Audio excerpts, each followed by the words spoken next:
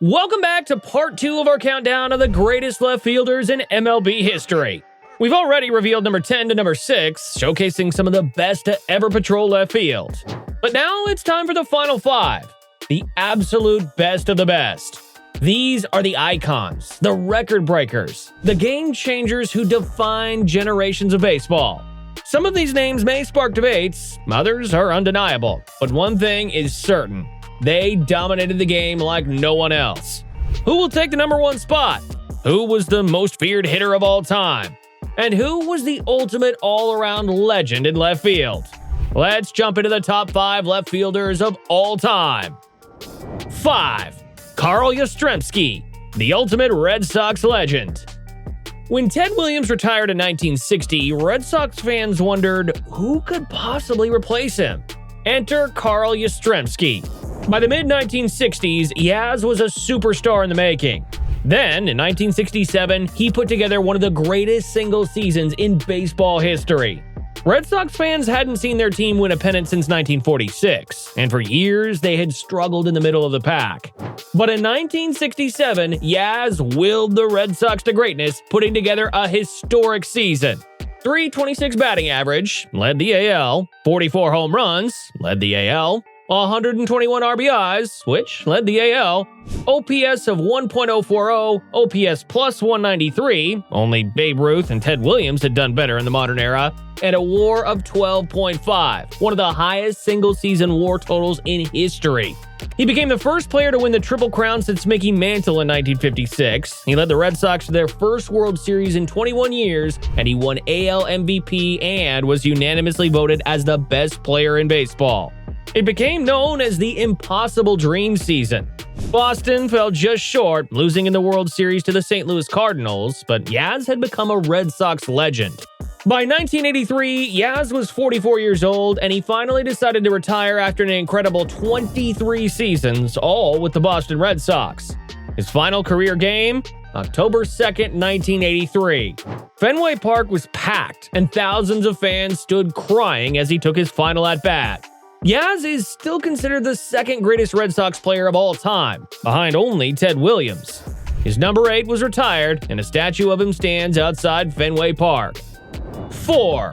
Rickey Henderson, the greatest leadoff hitter of all time. Born in Chicago in 1958, Rickey Henderson moved to Oakland, California as a child. He was an all-around athlete, excelling in football, baseball, and track.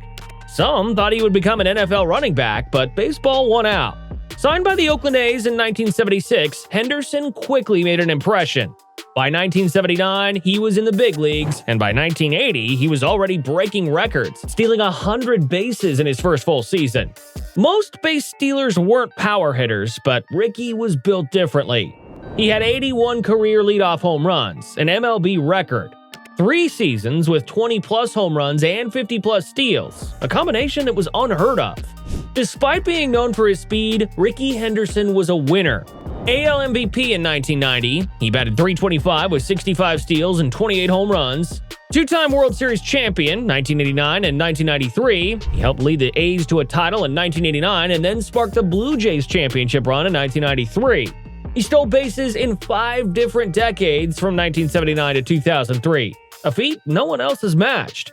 He forced teams to value speed again in an era when baseball was becoming power-heavy. He turned a single into a triple, one stolen base at a time. He redefined the leadoff hitter, making it an offensive weapon rather than just a table setter. Even today, no one has come close to his stolen base record. His mix of speed, power, showmanship, and longevity will never be replicated. 3. Stan Musial, the man who defined greatness. Stanley Frank Musial was born in Donora, Pennsylvania in 1920, the same steel town that would later produce Ken Griffey Jr. Originally, Musial was a pitcher, but shoulder injuries forced him to switch to hitting full-time. It turned out to be one of the best position changes in baseball history. He made his MLB debut for the St. Louis Cardinals in 1941, and the rest was history. Musial would never play for another team. He was a Cardinal for life and one of the most beloved figures in St. Louis sports history. Musial was the heart and soul of one of baseball's greatest franchises.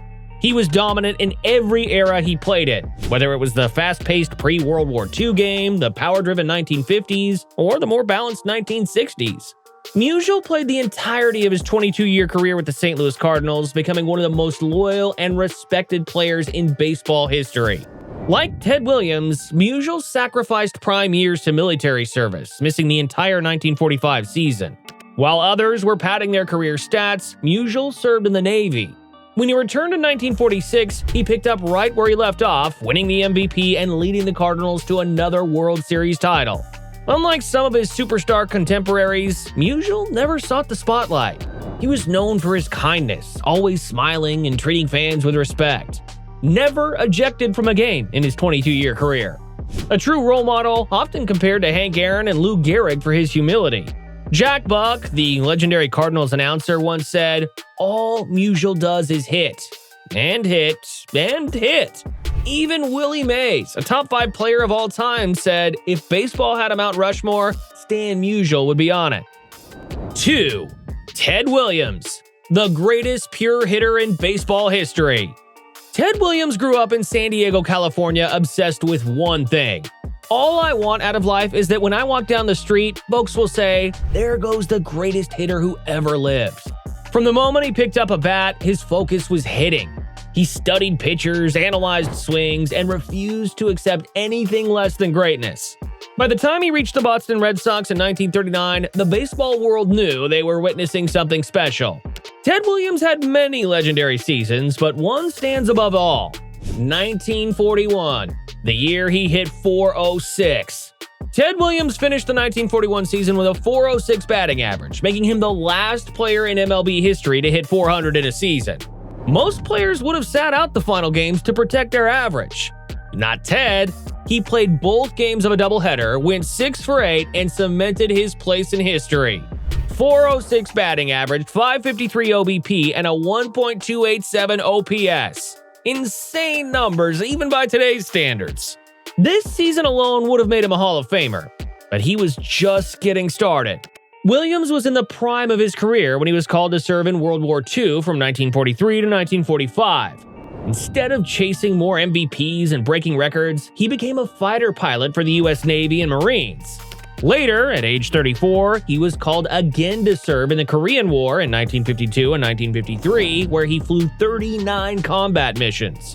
Fellow pilot John Glenn, later a U.S. Senator and astronaut, called Williams one of the best pilots I ever saw. Even losing 5 full seasons, Ted Williams returned and picked up right where he left off, still the best hitter in baseball. Ted Williams' final game in 1960 is one of the most iconic moments in baseball. At age 42, in his last ever at-bat at Fenway Park, he launched a home run over the fence, a storybook ending to one of baseball's greatest careers. 1. Barry Bonds, the most dominant player in baseball history. We have finally arrived at the #1 left fielder of all time. Some of you will love this pick, some will hate it, but there's no denying it. Barry Bonds is the most dominant left fielder the game has ever seen. Let the controversy commence. Was he a cheater? Maybe. Was he still the most feared hitter in history? Absolutely. No player before or since has controlled the game quite like Barry Bonds. When he stepped into the batter's box, the entire stadium stopped. Pitchers didn't want to face him. Managers walked him intentionally, sometimes with the bases loaded. He was the closest thing to an automatic run baseball has ever seen. Before Barry Bonds' name became synonymous with PED allegations, he was already a Hall of Fame caliber player. He won 3 MVPs before 1999, when steroid speculation started, multiple 30-30 seasons, home runs and stolen bases before bulking up, 8 gold gloves, meaning he wasn't just a slugger, but also an elite defender too. He could hit, run, field, throw, and hit for power. But then, everything changed. From 2000 to 2004, Barry Bonds transformed into something baseball had never seen before, and likely never will again. 2001, the year of 73 home runs. Bonds obliterated the single-season home run record, hitting 73 bombs, passing Mark McGwire's 70. He posted an OPS of 1.379, one of the highest in history.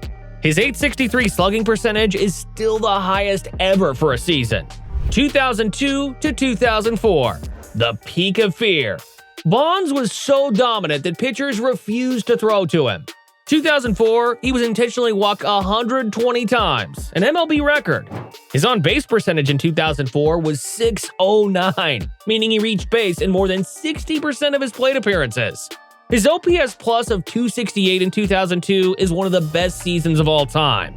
Bonds holds the record for the most career walks at 2,558. 688 of those were intentional walks. That's more intentional walks than the entire Tampa Bay Rays franchise since 1998 has drawn combined. He was so feared that in 1998, the Arizona Diamondbacks walked him with the bases loaded, choosing to give up 1 run rather than risk giving up 4. Bonds' connection to steroids and the Balco scandal will forever cloud his legacy. Did he use PEDs?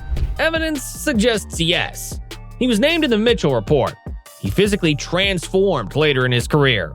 Would he have been great without PEDs? Absolutely. He was already a Hall of Fame talent before 1999. PEDs don't really improve hand-eye coordination. His elite bat speed, patience, and power were all real.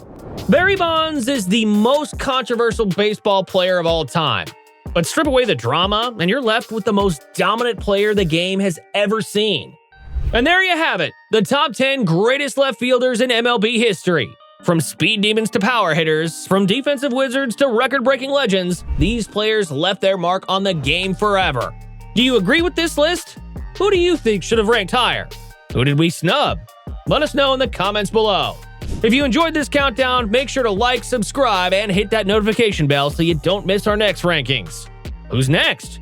Maybe the greatest center fielders? Maybe the top pitchers of all time? Thanks for watching Baseball Spark, where the past, present, and future of the game collide. See you next time.